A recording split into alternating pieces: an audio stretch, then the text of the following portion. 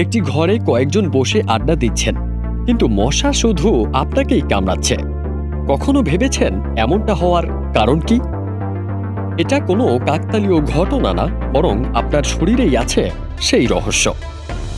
বিজ্ঞানীরা বলছেন কিছু মানুষের ত্বকের নির্গত রাসায়নিক উপাদান মশার জন্য একদম ম্যাগনেটের মতো কাজ করে।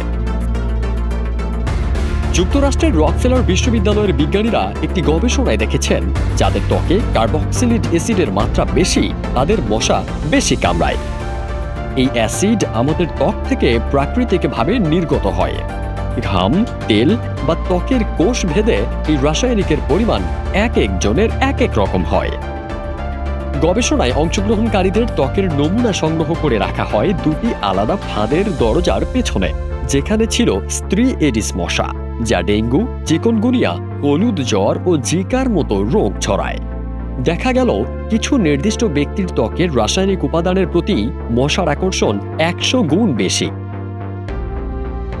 বিজ্ঞানীরা বলছেন মশা সবার ত্বক একভাবে শনাক্ত করে না। যাদের ত্বকে বেশি কার্বক্সিলিক অ্যাসিড থাকে তাদের শরীর থেকে এমন কিছু উপাদান বের হয় যা মশা খুব সহজেই ধরে ফেলতে পারে। সেই গন্ধ মশার কাছে এতটা স্পষ্ট হয় যে ওরা আর কাউকে না দেখে সোজা সেই দিকেই ছুটে যায়। তবে এখনো স্পষ্ট নয় মশা কেন ঠিক এই অ্যাসিডের প্রতি এতটা আকৃষ্ট হয়। সেটা জানলে হয়তো ভবিষ্যতে এমন মশা নিরোধক তৈরি করা সম্ভব হবে যা ব্যক্তির ত্বকের রাসায়নিক গঠন বুঝে কাজ করবে। তাই যদি মনে হয় মশা সবাইকে ছেড়ে আপনাকেই বেশি কামড়ায়, তাহলে সেটা কাকতালীয় নয়। হতে পারে আপনি ঠিক সেই ধরনের ত্বকের অধিকারী যেটা মশার কাছে সবচেয়ে বেশি আকর্ষণীয়।